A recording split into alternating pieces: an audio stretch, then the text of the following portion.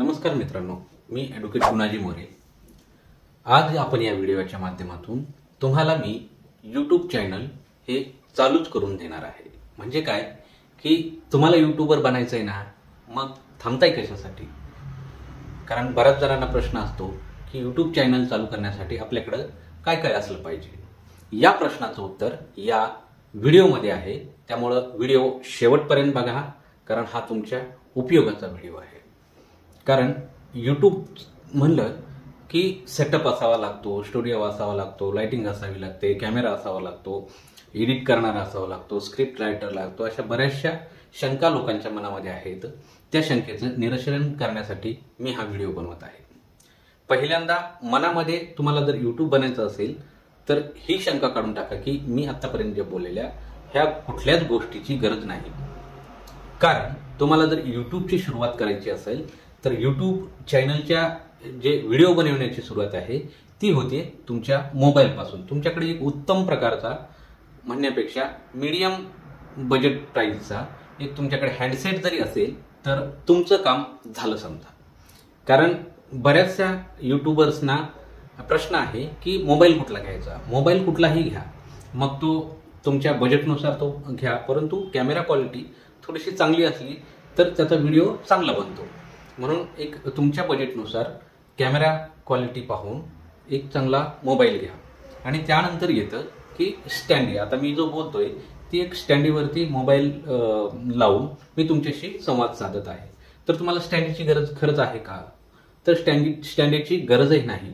तुम्ही असा mobile set करा की आता तुमचा जो मोबाईल आहे तो समोरासमोर असायला पाहिजे। आणि दुसरी गोष्ट अशी आहे की त्यासाठी मग तुम्ही एखाद्या झाडाच्या फांदीचा वापर करू शकता, एखादं स्टिक असेल त्याला मोबाईल बांधून तुम्ही हे करू शकता। कारण तुमचं बॅकग्राऊंड कोणी बघणार नाही, तुमचं कॅमेऱ्याच्या समोर काय आहे प्रेझेंटेशन ते आपण बघणार आहोत। त्यामुळे तुम्ही स्टँडी असावीच लागती अशीही गरज नाही। बघा, मार्केटमध्ये आणखीन एक अशा प्रकारची छोटी स्टँडी येते, त्याच्यामध्ये तुम्हाला ही कॅरी करण्यासाठी पण चांगलं आहे। आता मी बघा हे असं ओपन केलं, समजा आपण इथं ह्या ठिकाणी मोबाईल लावला, होल्ड केलं मोबाईल, हे अशा प्रकारचं एक सेल्फी स्टिक असल्यासारखं स्टँड असतं। त्याला इथं खाली हे तुम्ही वाढवू पण शकता, कमी पण करू शकता हाईटनुसार। त्याचबरोबर खाली जे आहे ते असं पकडू शकता, किंवा मग ह्याला ट्रायपॉड सारखं असे एखाद्या टेबलवरती ठेवण्यासाठी असं स्टँड पण असतं। तर असं पण तुम्ही एक तुमच्या बजेटनुसार एक स्टँडी घेऊ शकता। किंवा मग मार्केटमध्ये काही 700 ते 800 रुपयापर्यंत चांगल्या प्रकारच्या स्टँडी पण उपलब्ध आहेत, ते स्टँडी घेऊ शकता। दुसरी गोष्ट आहे व्हॉइस क्लॅरिटी। व्हॉइस क्लॅरिटीसाठी तुम्ही तुमच्या बंद रूममध्ये, आता मी हा व्हॉइस माईक न लावता बंद रूममध्ये मी व्हिडिओ शूट करतोय आणि मी तुमच्याशी संवाद साधतोय, त्यामुळे मी कुठल्याही माईकचा वापर केलेला नाही। तुम्हाला माईकची सुद्धा आवश्यकता मला वाटत नाही, जर सुरू करायचं असेल तर लगेचच लागेल। तरी पण मी तुम्हाला सांगतो की माईक जर तुम्हाला पाहिजे असेल तर बघा माझ्याकडे हा एक माईक आहे, तर मी एक छोटासा माईक घेतला आहे। की कोणी बोयाचं माईक घेतं, कोणी अशा प्रकारचं घेतं, तर मी असं एक छोटासा माईक घेतलाय आणि ते छोटासा माईक आपण इथं आपण कॉलरला लावून आपण मग ते आपलं जे काही शूट करायचं आहे ते अशा प्रकारचं ऑन करून ही जी माईकची जी पिन आहे ती मोबाईलशी कनेक्ट करून तुम्ही माईक म्हणजे व्हॉइस रेकॉर्ड करू शकता आणि तुमचं जे व्हॉइस क्लॅरिटी आहे ती तुम्ही करू शकता। ह्या झाल्या दोन गोष्टी, स्टँड आणि व्हॉइस क्लॅरिटी। आता येतं दुसरं काय येतं की तुमचं एडिटिंग तुमच्या मोबाईलमध्ये भरपूर काही असे ॲप आहेत। प्ले स्टोअरला जर गेलं, VN आहे, फिल्मोरा आहे, इनशॉट आहे, बरेचसे आहेत, कॅनवा आहे। तुम्हाला जे अफोर्डेबल आणि तुमच्या फ्रेंडली जे ॲप आहे त्याच्यामध्ये तुम्ही एडिटिंग करू शकता। आणि एडिटिंग केल्याच्या नंतर मग तुम्हाला उत्तम थंबनेल बनवायचं असेल तर तुम्ही कॅनवा यूज करू शकता, किंवा मग इतर थंबनेलचे पण विशेष ॲप आहेत, तर ते प्ले स्टोअरमध्ये डाउनलोड करून थंबनेल बनवून तुमचा व्हिडिओ तुमच्या यूट्यूब चॅनलवर अपलोड करू शकता। आणि ते थंबनेल तुम्ही तिथं तुमचा जो बनवलेला आहे थंबनेल उत्तम प्रकारचं एक बोल्ड लेटरमध्ये, ब्राईट कलरमध्ये आणि सुस्पष्ट असं थंबनेल जर ठेवलं तर क्लिक करायला ते थंबनेल मदत करतं आणि ते तुमचा व्हिडिओ व्हायरल करू शकतं। ह्या झाल्या महत्त्वाच्या गोष्टी।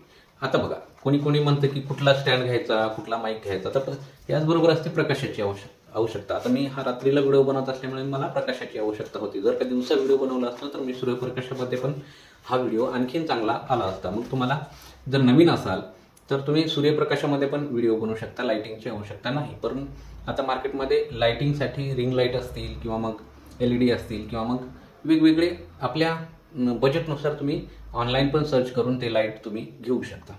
ते प्रकाश व्यवस्था असतील. मग संगीत, आता म्युझिक कुठला टाकायचं, तर म्युझिकचे पण वेगवेगळे ॲप आहेत जी की कॉपीराईट लागणार नाहीत. असे ॲप तुम्ही हे करा, जे फ्रीमध्येच तुम्हाला भेटतील.